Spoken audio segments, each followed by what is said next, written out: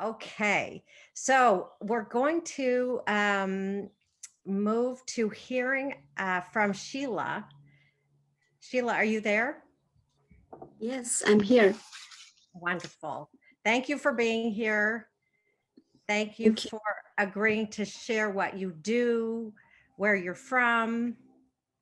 Really so grateful. Okay. So hello, everyone, and namaste from Nepal. And I'm Sheila Shrestha, and I'm heartily thankful to Karen for accepting me in this meeting. And I feel very fortunate to meet Violet and to learn from all the kind people present here. So today I'll be sharing something about myself, my work, and my country. So I've been working as a school counselor for 15 years now. And I'm doing my final year Gestalt psychotherapy education in Nepal. And I had a dream to meet Violet when I first read her preface in the book Gestalt Therapy with Children. And from then I started to look for her videos in the YouTube. And then I also read her two books, Windows to Our Children and Hidden Treasure, with the help of my Gestalt trainers. So I'm very happy to be here. And yeah, so even though I knew about this meeting, I wasn't sure I could join this meeting, but then finally I decided to inquire to Karen, and then that's how I'm here. So I will be sharing something about my country now. So Karen, can I share the screen now? You should be able to. Okay, yes. Okay. So if you see, like our country, Nepal, has a very unique flag. This is the only triangular flag you can see. And Nepal is a South Asian country located with China in north and India in east, west, and south. Capital city is Kathmandu, and this is where I live. Total area of the country is 147,516 square kilometers. So you can imagine it's very small. Population 29.6 million, and Nepal is multicultural, multilingual. So there are more than 123 languages spoken all over Nepal. It is multi-religious. We have mainly 4 religions: Hinduism, Christianity, Islamic, and Buddhism. But there are other religions as well. But all these religious people live together in harmony and peace. So that's the amazing thing about my country. We have more than 125 castes and subcastes all over Nepal. Our native language is Nepal, but children in Kathmandu Valley can speak English because that's how like English is used in schools to learn. So the children can speak English. And we greet each other by joining our hands like this, and we say namaste. And Nepal is very famous for the highest peak in the world, that is Mount Everest, birthplace of Lord Buddha, living goddess Kumari, legendary creature Yeti, and handicrafts. And the main economy here is tourism, agriculture, and trade. And now I will show you some pictures. So this is the living goddess Kumari. So even president and the king of, we don't have king now, but we used to have before, but even the king and the president bow down to her and show respect to this living goddess Kumari.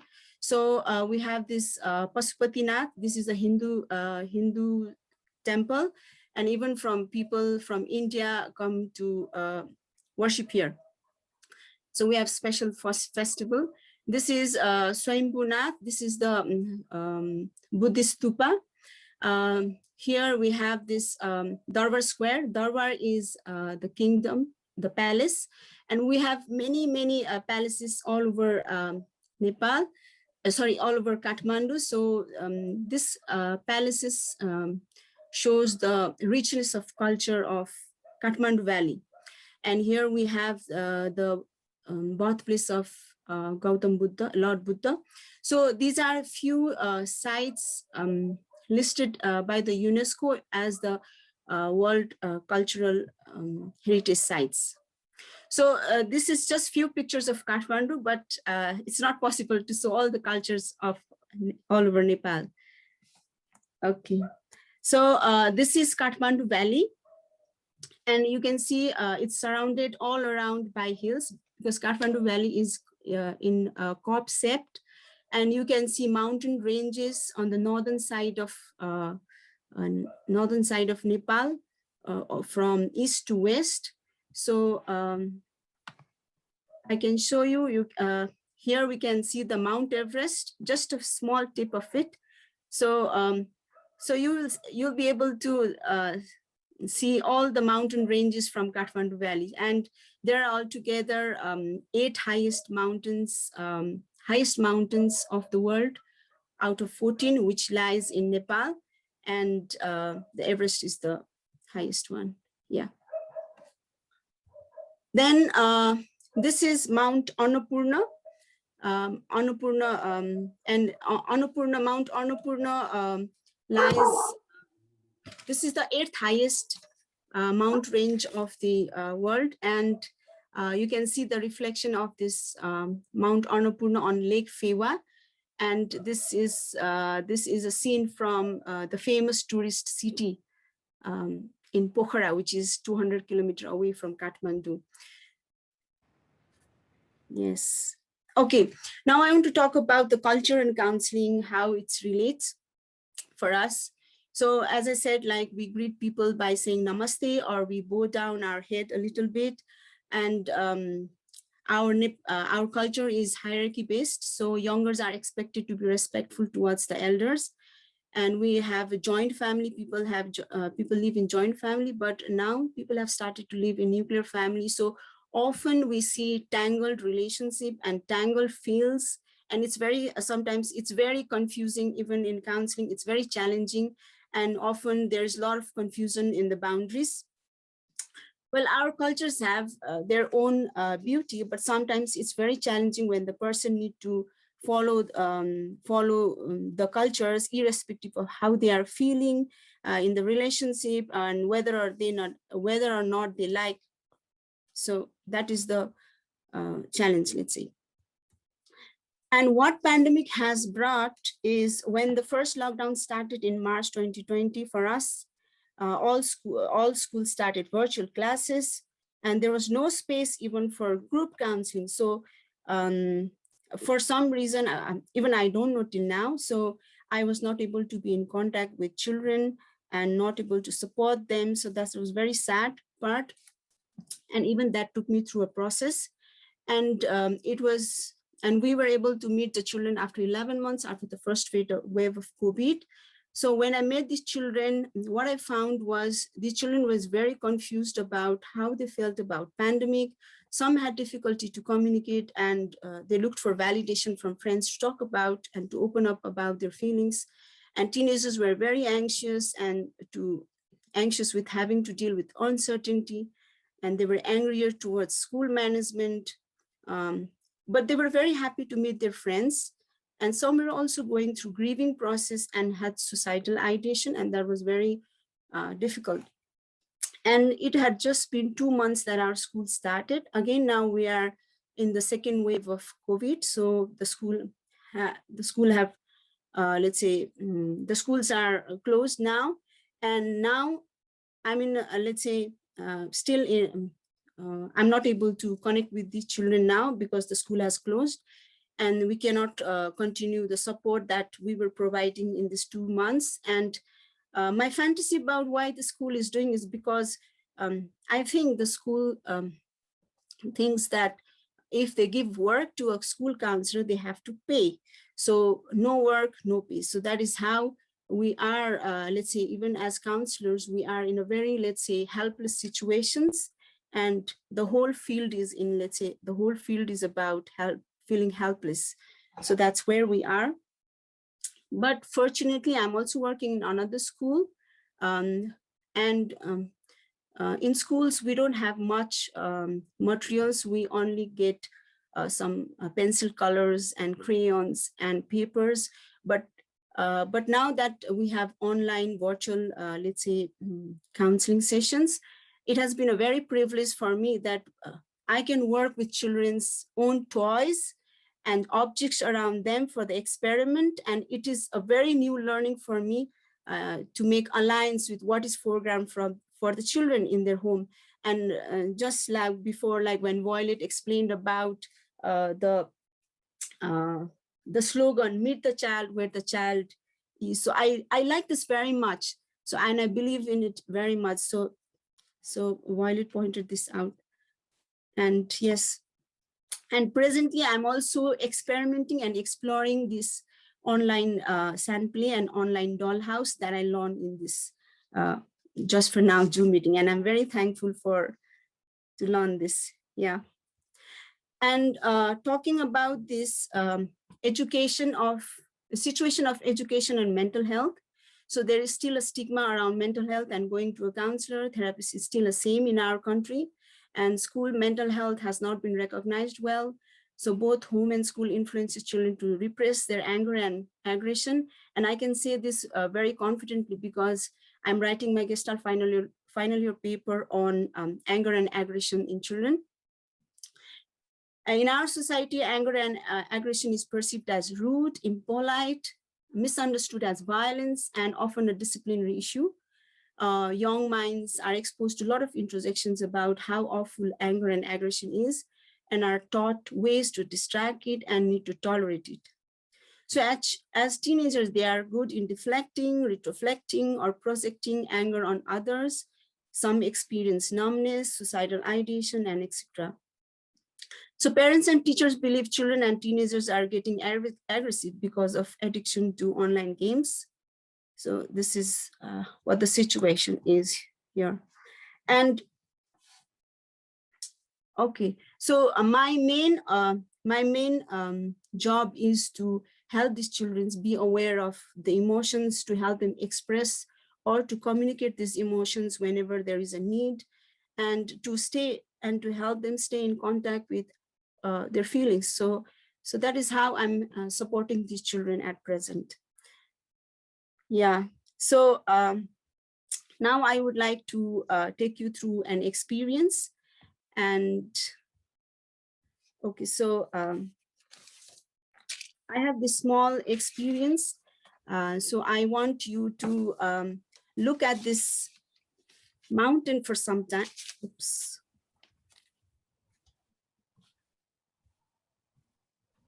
Yeah. So I want you to look at this mountain for some time, and I will take you through an experience. So this experimentation is about helping children to use their 5 sense organs that I sometimes use with children. So I want you to look at these mountains for some time, and then just close your eyes, or you can also keep it open. So notice how you are breathing now. Breathe in and breathe out. I want you to remind yourself that you are a baby mountain yak covered with a down undercoat, and you are feeling warm and nice. Today, you are ready to explore the mountain for the first time. You had a good night's sleep and delicious food, enough for the day. You are now ready to go ahead towards the Himalayas and be yourself exploring them. As a curious baby yak, visualize the mountain in front of you for some time and be aware of the voices inside your head. And perhaps surrender to their beauty. The cool breeze from the mountains kisses your face and welcomes you to step on it. Feel the snow as you touch them and enjoy the cool breathing as it melts as soon as they touch your skin. One more time, feel the snow as you touch them and enjoy the cool feeling as it melts as soon as they touch your skin.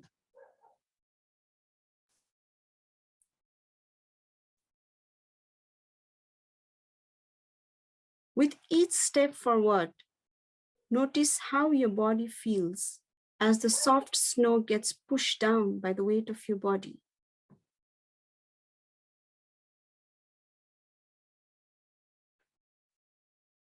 You can gently bend downwards and notice the smell coming from the snow and the mountains.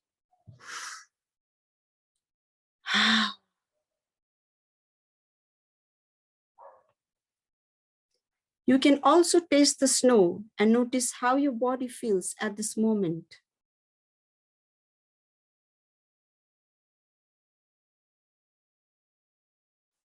Again, be aware of how you are breathing. Breathe in and breathe out. Breathe in and breathe out. For some time, listen to the sounds these mountains are making and be aware of the voice inside your head.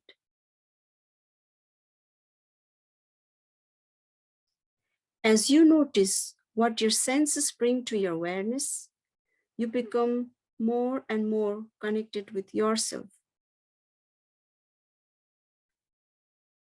And this begins to relax you and makes you feel grounded.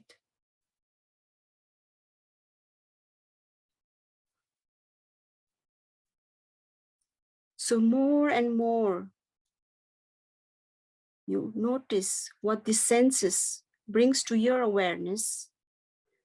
You become more and more connected with yourself, and this begins to relax you and makes you feel grounded. For one more time, use all your 5 senses to capture the beautiful memory of this mountain.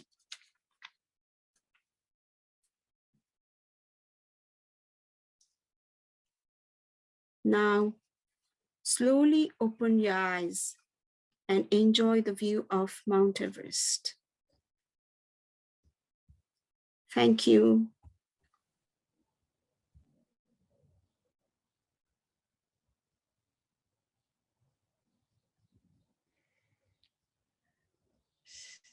Sheila, my voice is changed because I'm there in the mountain. I'm so relaxed that I forgot I was actually uh, making this call happen. That was beautiful. Thank you so much, honestly. Thank you. Thank you for sharing. Much appreciated.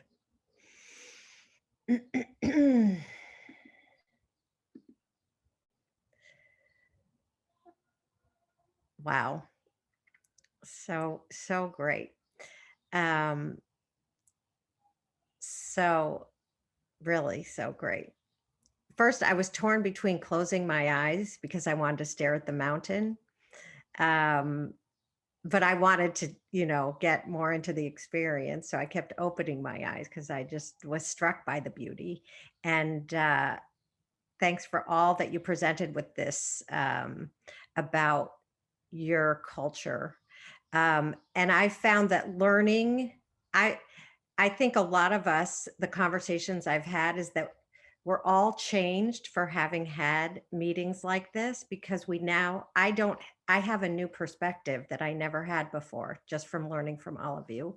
And you just helped me learn even more today. And I think all of us have. So thanks again. And I want to connect you and Seema because in doing the geography, which is not my strong suit, you're close to India where Seema does her training, and we can hope that things will improve there and everywhere else. And I want to see a picture of you guys in Kerala with CMA's training. That would just be beyond.